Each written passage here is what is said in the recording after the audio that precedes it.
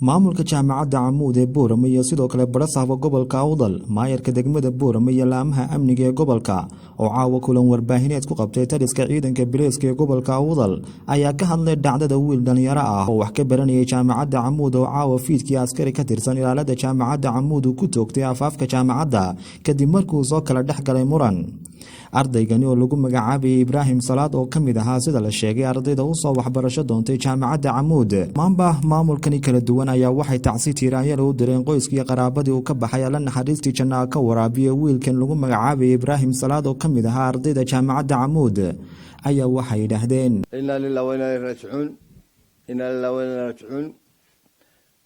qadar ma shaa facal ilaahay baa sidoo doonaya laba goor maqribkiya waxaa nin askari xabadi kaga dhacday Ibrahim Cabdishakuur Ibrahim waxaan leenahay qoyskii iyo qaraabadii iyo ehelkiiba samariyeen Allah inaga wada siiyo oo inaga wada baxay arday mustaqbalkiisu soo ifaya buu ahaa sanadka labaad injineer ku jira sida uu noo sheegay professorku waxaanu ka xunnahay shilka dhacay aad baan uga xunnahay gobol ahaan iyo jaamacad ahaan baa waanu ka taxsadeenaynaa inankaas geeriyooday iyo askariga xabadu kaga dhacdayba labaduba waxay ka wada yimaadeen bariga Sanaag waxaan leenahay dhamaantoodba ilaahay samiraha inaga siiyo shilkaas uu dhacay bileeska gacanta ku haya waxaan direynaa tacsi tiiraanye leh oo ku dhacday Ibrahim Cabdishakuur Ibrahim oo ahaa arday ku jiray jaamacadda Camuud sanadkii labaad qaybta engineerinka rasaas kaga qaraxday arday askari kamid ahaa waardiyayaashii jaamacadda waan ka xunnahay waxaan u tacsiyeenaynaa qoyskiisii qaraabadiisii ehelkiisii degmada Boorama oo ay 5 sano ugu dambeeyay deganay jaamacadda Camuud iyo qaraabadiisii iyo gobolka iyo Soomaaliland waan ka tacsiyeenaynaa mar walba shilalku way dhacayaan inna lillahi wa inna ilayhi raaji'uun askarigii gacanta geystayna wuu xiran yahay baaristiina way socotaa waxaan tacsi u diraynaa qoyskii uu ka geeriyooday Ibrahim Cabdishakuur Ibrahim oo ahaa arday sanadka labaad ee kulliyadda engineerinka jaamacadda Camuud ardaygaas oo ay rasaas ka timid nin booliisa ay gaadhay arrintiina booliiska ayaa gacanta ku haya oo baaritaankeedii ninkii shilka geystayna uu xiran yahay booliiska ahaa ardaygana saas ku geeriyooday waxaan aad iyo aad uga xunnahay gobol ahaan jaamacad ahaan iyo Soomaaliland ahaanba ardayga geeriyooday oo ka ku dhuftay iyo isagu ay ka wada yimaadeen bariga Sanaag aad iyo aad waan ka xunnahay ardayga yagii ahaa inanka yagii ahaa kalnada qaranka u shaqeeyo booliis qaranka u shaqeeyo ahaa waxaan isku nimidnay halkan tacsi tiiraanya runtii leh arday mustaqbalkiisa soo ifayay Ibrahim Cabdishakuur Ibrahim oo sida la sheegay